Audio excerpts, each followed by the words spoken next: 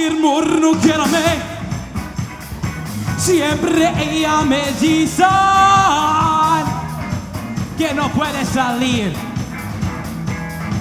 con yo. I'm playing in a couple. It's mainly bands that are signed to my record label, Telegraphical Records. I play for Natalie Farrell, and she's more of like a R&B, soul, Amy Winehouse type. And we do a lot of songwriting together. I actually haven't been performing with her as much, just because our schedules haven't linked up.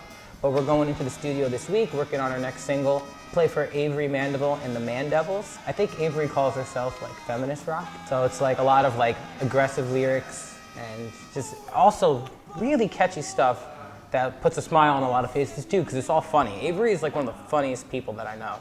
And then I also play my own project, the Foes of Fern.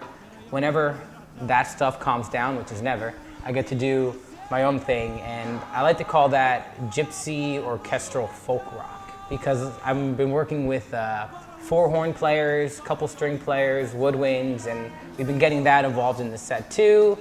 And if you listen to my album, which is out never, but it's coming out eventually, if you listen, there's a lot of like flutes and trumpets and trombones and cellos and a whole bunch of stuff. So I'm trying to bring that element into the live performance.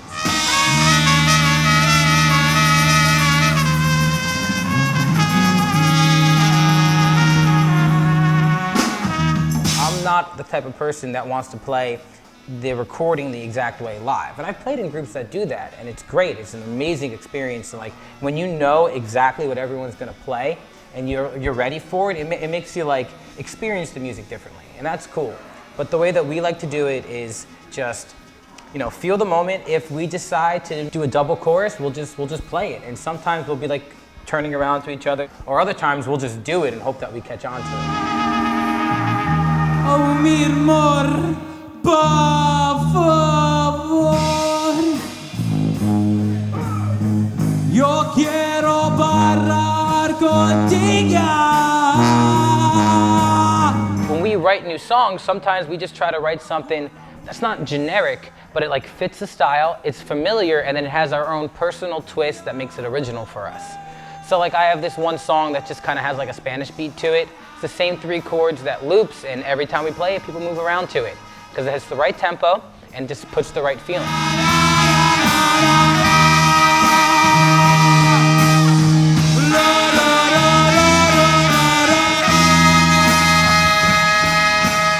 Apparently I was just always bugging my parents for lessons. I started taking them when I was 5.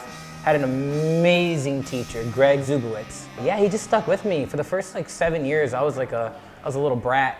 I guess like 6th grade, I just decided to actually start practicing. Oh, and that's when I met Joe Pomerico too, my business partner at the record label. But we were in the same class together, he was playing guitar, and I was like, you know, maybe I'm gonna actually start practicing guitar too. And then we like started our first band, and we're terrible and all that stuff. I left you last when you were still mine. So if you listen to my song, Bike Song, there's the first chorus and the second chorus.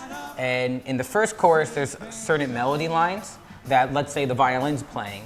Now, the second time, it's the same melody line, but the violin's not playing it now. Now it's the flute, and the violin's doing more of like a pizzicato sting underneath. So for me, it's like, I really enjoy it when, you know when the sections are coming and you can hear it, but every time you hear a section, it's a different experience. So it makes the listener have to listen from beginning to end to hear the little things that they like. Someone new is going downtown on you. Oh, my favorite thing in Bike Song, one of my backup singers, Brendan Steinagle, who's living in Japan right now, he did like this beautiful like ooh thing.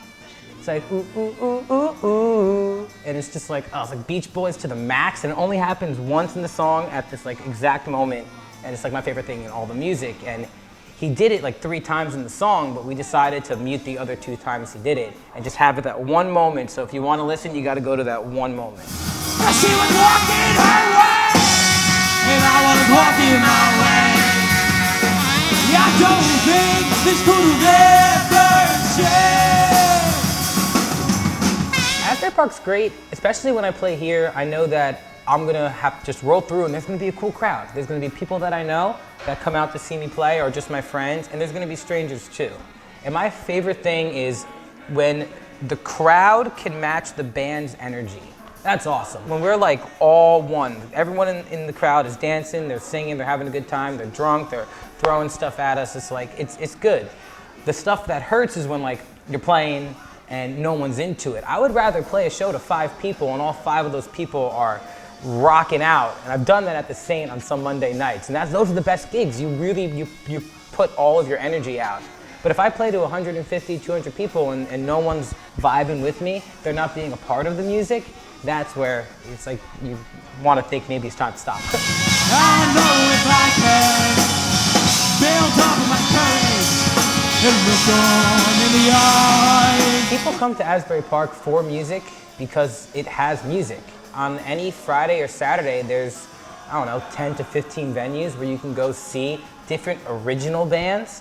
And during the week, Monday through Thursday, there's still 5 or 6 or 7 or 8 chances to see live music. From acoustic strip-down sets to full band, there's hip-hop, there's rock, there's jazz, there's punk, there's pop. It just has music. I don't think people come to Asbury specifically because, yo, let's go to Asbury. It's just, well, that's where the music is. I'm thinking you can find us at the Asbury Lanes next Saturday. We got tickets. If you're at the festival, make sure you're at the Park stage at 1:45. You're not gonna regret it. But I'm also thinking of the girl in all my songs. Telegraph is a thing that myself and Joe Palmerico have been toying with for a long time. He lives on Telegraph Hill Road, so we always used to just call whatever we were doing, like hanging at Telegraph. We recorded bands throughout the years, and once I decided to, really work on my solo album, we started working with Avery Mandeville. We saw that there's totally a need out there for bands to not only record, but have people come out and film their shows. Or if you need someone just to talk through, to work through a marketing plan. We kind of decided to hit the ground running hard the last year. We incorporated, we're like an LLC. It's definitely, both has grown super fast and super slow. But it's important to me, and it's important to the rest of the label, that everyone that's associated with us right now feels the love and they can benefit from working with us. Lowlight will be at the Park stage at 1:45 tomorrow morning. Lowlight, 1:45, Park stage. Do not miss Lowlight at the Park stage. Natalie Farrell up next. We got a newsletter. Sign up for our fucking newsletter.